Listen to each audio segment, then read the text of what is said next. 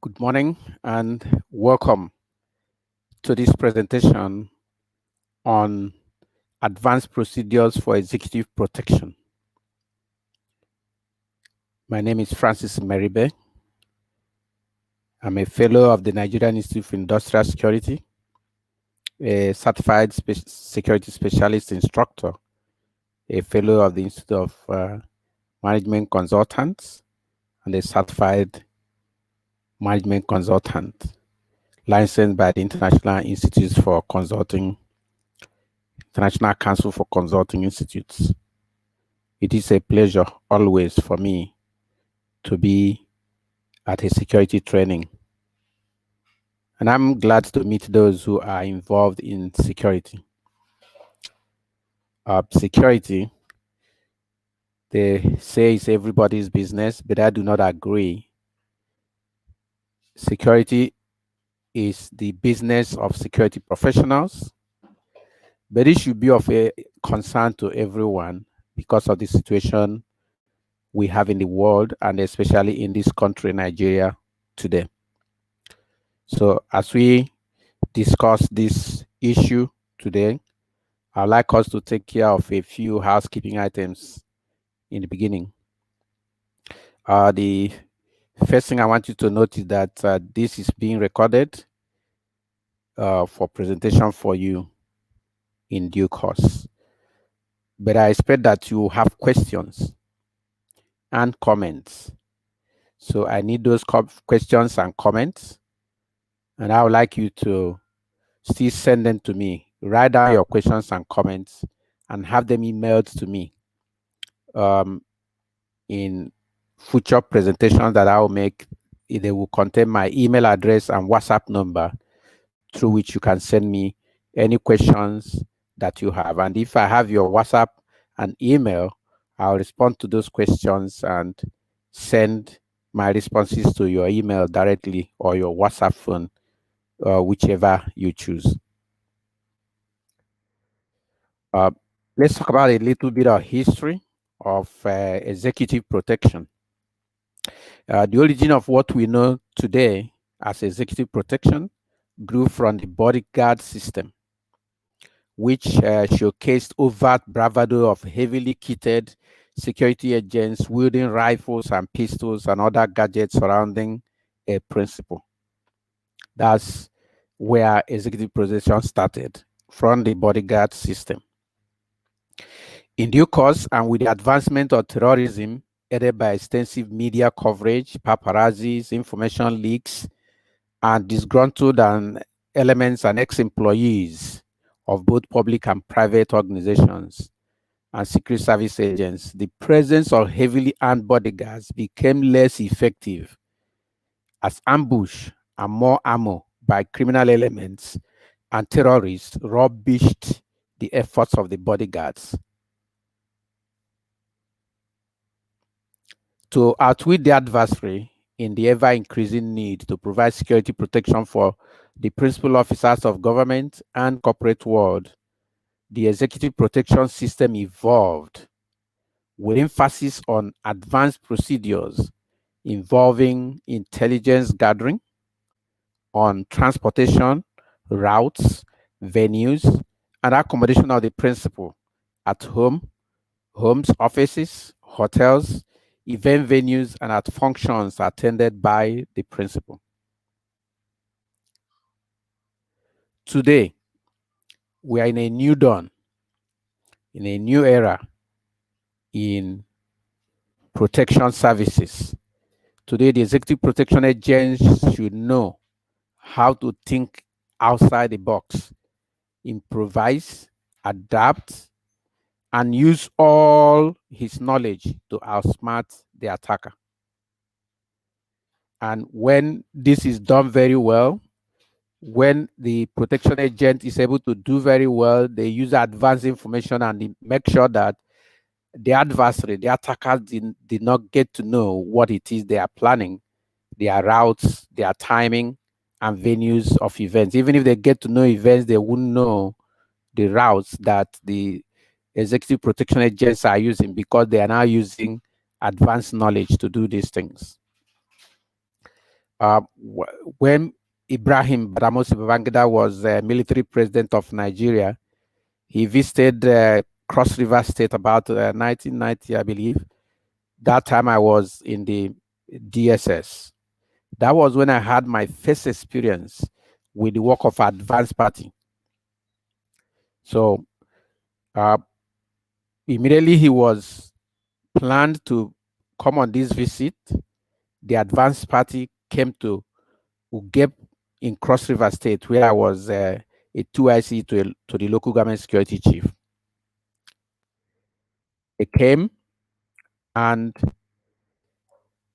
with their visit, that advanced party spent a lot of time with us ahead of his visit to Cross River State. He has not even come to Cross River State, but because Ugep was part of his itinerary, the security agents from the DSS, they came, and the military intelligence, they came to us, spent days with us, and they drilled us with questions about everything and anything related to the safety of Mr. President while in Ugep. They made notes. They asked to visit some sites and people that we mentioned in our responses to their questions. All that for a 2-hour visit. That visit lasted to 2 hours, only 2 hours when it happened, but they came ahead days working on this visit. So the important point why I'm bringing this experience is because the executive protection agent need to not be in a basic routine. He needs to get outside the box and do things different than the bodyguards of those days would do it. So they came, grilled us, got a lot of information, and prepared the visit. And that visit came and went very smoothly without any incident. So that key element, that key angle that gives this advantage to the executive protection agent over the bodyguard system is intelligence gathering. So intelligence is pre-event stroke, pre-incident processed information about a subject matter, about a location, about an event, about routes, about people, about the adversary, likely adversary that is connected to a principle or key or vulnerable points that requires protection. So you want to protect someone. To do it effectively these days, not to do it like the bodyguard system, you do it as an intelligence officer. You use intelligence. Intelligence is processed information about a subject matter.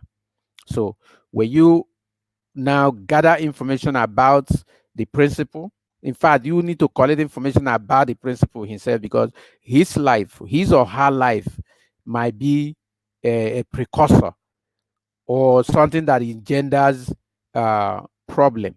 So when you study the principal as part of this intelligence gathering effort, study the event that is going to, the location he's going to, the people he's going to meet there, and likely adversary, you are collecting information that is now processed and turned into intelligence. So intelligence gathering is key to effective and efficient and successful executive protection.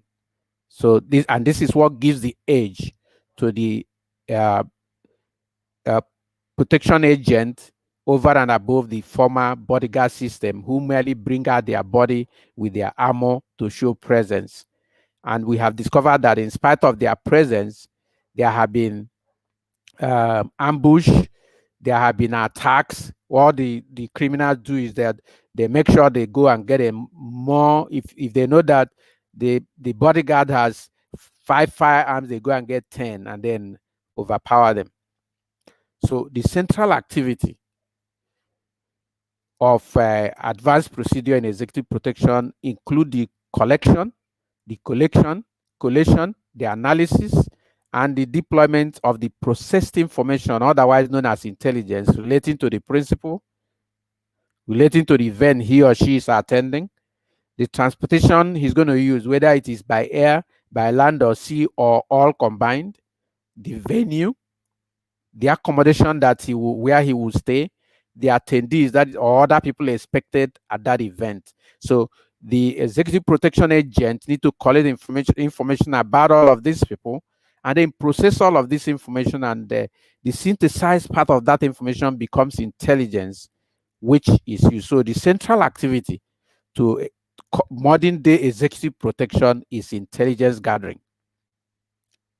And when you can be on top of the intelligence of the situation on all these areas concerning the principal, the event, the transport, the venue, the accommodation, and those coming to that event with him, then you are getting a good hang on what is going to happen, and that will give you the chance you need to be able to forestall or prevent or even abort the meeting if it becomes necessary, because intelligence, the information you are gathering, will help you know if that business can be conducted successfully without problem.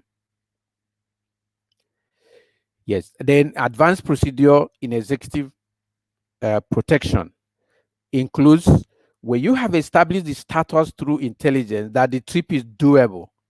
The executive protection agents through team would then ensure that adequate transportation and backups are in place.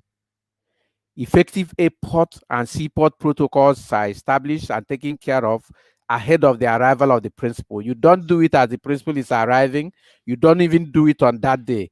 You take time out to do that at some other time. And I cannot forget some practical experiences I have had in advanced party. Not in government security, but this time when I was in industrial security, I had some very high profile officials of the organization I worked for visiting Sierra Leone at some point. And the airport in Sierra Leone is in the other side of the sea.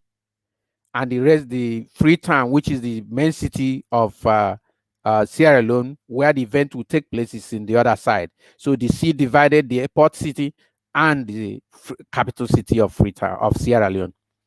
So I remember that ahead of the date of arrival, clear 2 days ahead, myself and other functionaries who are working on that trip, we traveled to Sierra Leone. Because we wanted to do a very effective airport protocol and to remove all those waiting and lineups that happen when a large plane lands in a place and brings so many people, we even had to go and get someone from Sierra Leone, a highly placed man in Sierra Leone, who could help us penetrate the airport without hassles and without bribes. It's just his influence. The man used to be a consular official of Sierra Leone in Liberia. We asked him to come down to Sierra Leone, and we went with him to the airport and walked through those protocols. One, we made sure we set the stage for the officials to come into the airport on arrival, and they simply walk through that security check and immigration without hassle. We set all those in motion. As soon as they landed, we got their passport, put it ahead, and all they did was to come and identify themselves and collect their passport and pass through this process. So those are some of the things we did. So that's one of the advanced procedures you must do in executive protection for it to work well. So previously checked hotel, guest house, resort, wherever the person is going to be, they are booked ahead of time. And then we also check them in. That's the next thing I learned how to do in that when I work for that organization. We will go ahead of time, go to the hotel. It had been booked previously a few days earlier. And then we will go there, check them in, collect their keys. So as soon as they arrive at the hotel, they waste no time in the lobby. They will go straight to their room. So that way you prevent any contact between the principal and maybe likely enemies or those who could cause problem for them. Then we make sure that the rooms are swept, sometimes electronically with gadgets that will indicate whether there's explosives or other inappropriate items. And sometimes we do that effectively manually. We handle that room effectively, bring in a housekeeper to now fix it back, and then we take that place over. And we make sure that any inappropriate items and literature that is not appropriate for this visitor or the principal to see are all taken away from that place. And the rooms are made clean and made to be ready to use, because they are going to walk straight from the airport and enter that room without any further check. So these are the things that the executive protection agents do before the arrival of the principal. That way, you are working on advanced procedures for executive protection. Relating to the venue is usually swept both electronically and physically, and inappropriate items and literature that the principal is not supposed to see are removed. The area where the principal is supposed to sit is also checked. The seats are checked, tested, pressed to ensure that there's nothing hiding under them. They are turned over and frisked effectively, sometimes electronically. And most of it is always good to do electronic and physical, so that way, if there are explosives or electronic devices like listening or videos, hidden cameras, you can find all those things out and remove them out of the way before the principal arrives that venue. And then while you are doing that, you are watching out for those who might be adversaries, who might create problems for that principal. So all those kind of things are taken care of as part of the advanced procedure in executive protection. The other things you must do is that you need to find hospitals for emergency situations. You need to find police stations, the fire stations. You need to establish safe houses and holding places in case of emergencies. And then you need to measure the distances of all of these places and ensure that, you know, if there's a situation where you have to move right now, you know how long it's going to take you to get to those safe locations, to get to the hospital, to get to the police station, and how, if there's fire in the venue, to call the fire station. So you need to work out all of that as part of the advanced procedure for executive protection: hospitals, police stations, fire stations, safe houses and holding places, and all of that. So you go them and measure the distances that where these things are involved. Now, the next thing you must do is to set up an emergency evacuation plan.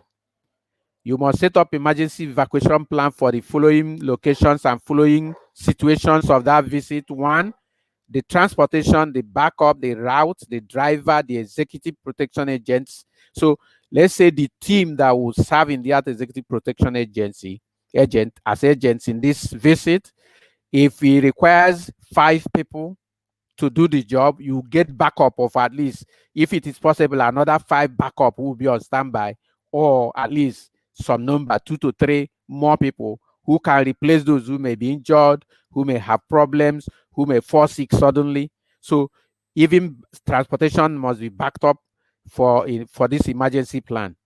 Then there had to be also emergency plan for evacuation plan for the venue. How do you get the principal out of the venue? Should there be any challenge, something happen now, how do you get them out? Then you need to establish that emergency plan. Then the hotel, should there be fire in the hotel? Should there be any situation in that hotel that could create problems?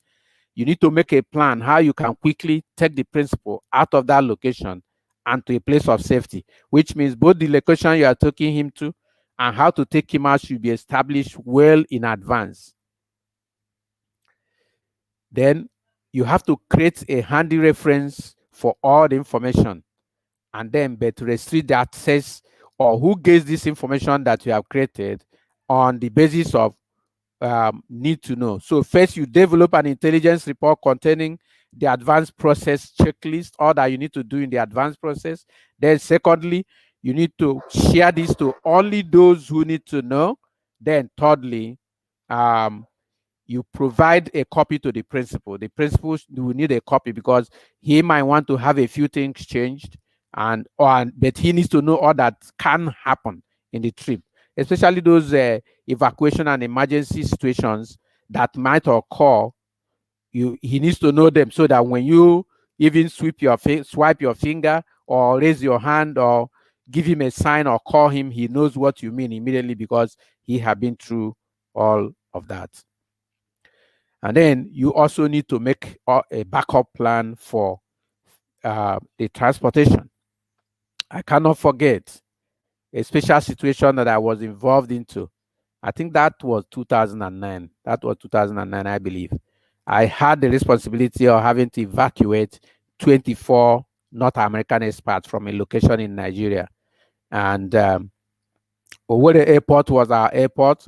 We have succeeded in the first leg of the evacuation plan, which is to drive them from the site undercover to the airport. We succeeded in getting them to the airport. Their flight is about noon or about 10 o'clock or thereabout. But it was later in the day, but we left the site as early as 5 a.m., 5:30 a.m., 6. We already left the place. So got to the airport, put them away in a holding place in the airport, in the executive lounge. Then the unthinkable happened. Torrential rain started falling. And that rain started that morning and never stopped until around 6 p.m. It is as if the rain was sent by the enemies. The people were removing these people because of them. It seemed they sent the rain to stop us from actually moving. I don't know what it is, but it rained cat and dog to the extent that the first, our principal airline, which was Arik that time, could not land. They came to Owerri, all right, made 4 attempts to land, but could not, and had to return back to Lagos.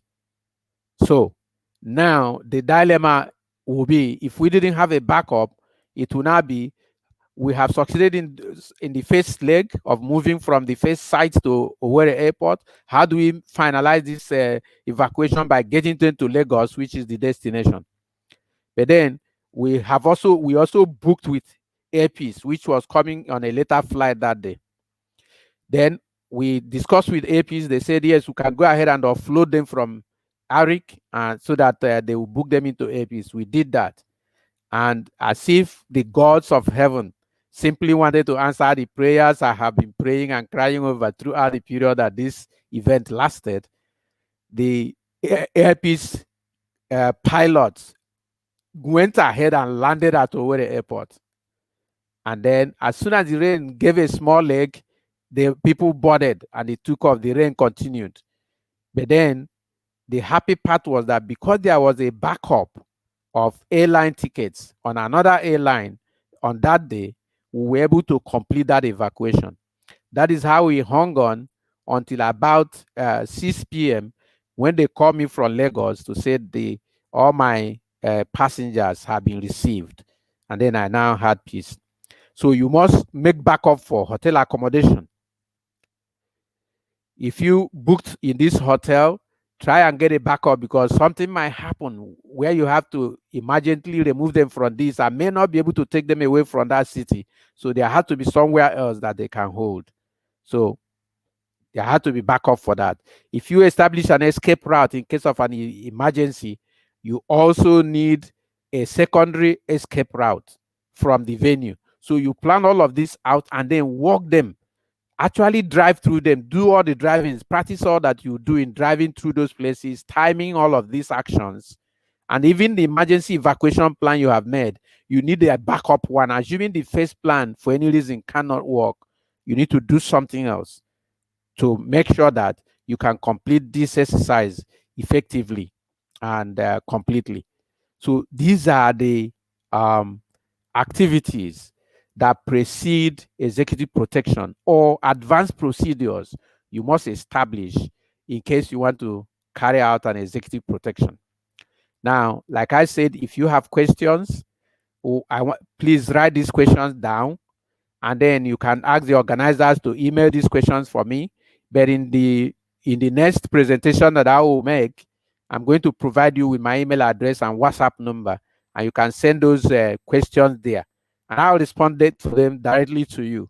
And we can hold conversations to answer any further questions you might have on advanced procedures for executive protection. Thank you very much for viewing. I appreciate your time and every bit of having to do this with you. It is a pleasure for me to do it. Thank you.